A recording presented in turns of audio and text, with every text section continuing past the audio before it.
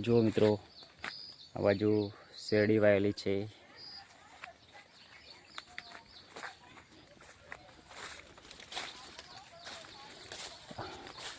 જો મિત્રો આ બાજુ શેરડી વાયેલી છે, સરસ થઈ છે.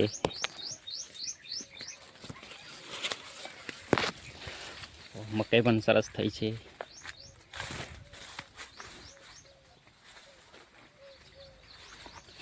જો આ બાજુ થઈને પાણી આવે છે.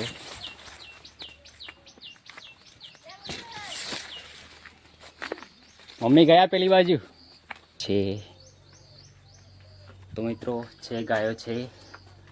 અને જો મિત્રો આ બાજુ પાણી ભરેલું છે. અને જો મિત્રો સરસ મકાન બનાવેલું છે.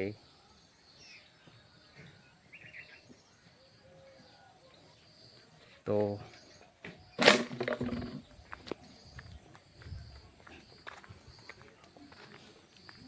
આ બાજુ અનોરી પણ છે.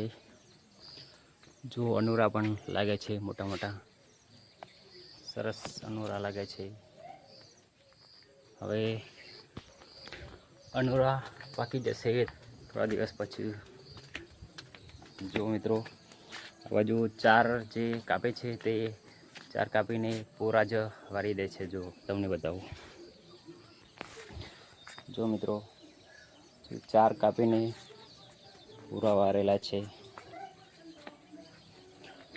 તો મિત્રો આ બાજુ ડોગર વાયેલી છે, આ બાજુ પણ વાયેલી છે. આ બાજુ ડોગર જે કાપીને આ બાજુ જો પીસે છે આ લોકો, તો બળદથી પછી ડાબર સૂકવીને અહીં નાખીને પીસે છે. તો ગોર ગોર બળદ ફળે છે અને ડોગર પીસાય છે. તો મિત્રો જુઓ પાછળ મકાન કેવું બનેલું છે. જુઓ આ પાછળનું સીન છે મકાનનું. તો મિત્રો આ બાજુ શાકભાજી પણ ટીંડોળી છે. જો આ બાજુ ટીંડોળી છે. જો ટીંડોળા પણ લાગ્યા છે.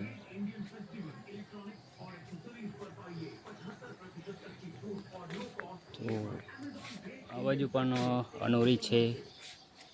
જો અનોરા પણ કેવા લાગે છે, સરસ. અને આ છે એરંડા, પેલું સબ્જી બનાવીએ એ એરંડા છે. જુઓ અહીં આની સબ્જી બને છે. આ એરંડા કહેવાય આને. આની સબ્જી બનાવે છે અહીંયા. કેટલું હજુ આ બાજુ ટીંડોળી છે. જો ટીંડોળા પણ લાગે છે. ને હવે જઈએ ઉપર મિત્રો. તો ઉપર શું છે તમને બતાવું. ઉપર ભીંડા વાવેલા છે, સબ્જી બધી વાવેલી છે, શાકભાજી. તો તમને બતાવું. જો ભીંડા, જો મિત્રો ભીંડાની ખેતી કરેલી છે. આ બાજુ તુવર છે, આ બાજુ ભીંડા પત્તરવેલી છે. જુઓ પત્તરવેલી પણ સરસ થઈ છે. અને આ બાજુ દૂધી છે. અને જો તમને દૂધી બતાવું. આ બાજુ હળદર છે.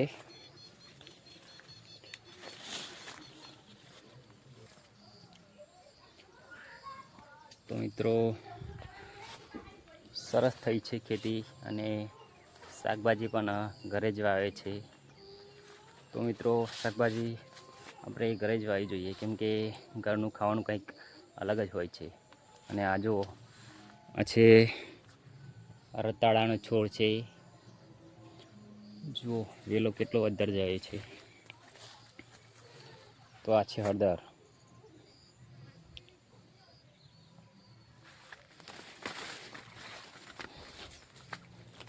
જો મિત્રો રીંગણ પણ વાવેલા છે અહીંયા. કેવા મસ્ત રીંગણ લાગે છે, સરસ. જો આ પણ રતાળાનો છોડ છે,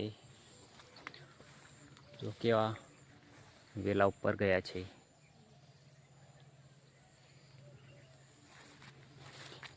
આ બાજુ ટામેટી છે, તો ટામેટા પણ લાગ્યા છે નાના નાના. જો મિત્રો અહીંયા શાકભાજી બહુ સરસ થાય છે. જો મિત્રો આ બાજુ મકાઈની ખેતી કરેલી છે, તો મકાઈ પણ સરસ થઈ છે.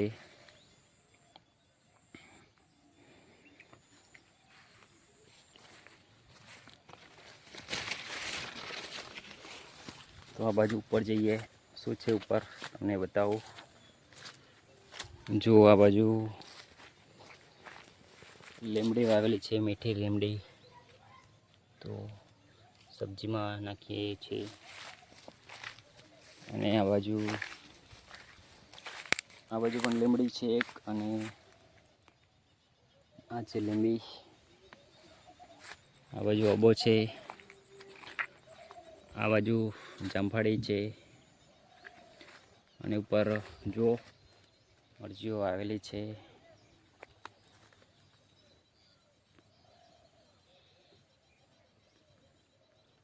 મરચીઓની ખેતી કરેલી છે.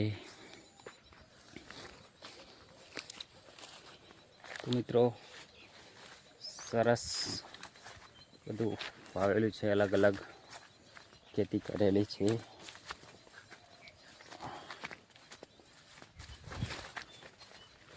જો મિત્રો આ બાજુ ગલગોટાનો છોડ છે. તો મિત્રો બધી શાકભાજી વાવેલી છે અહીંયા.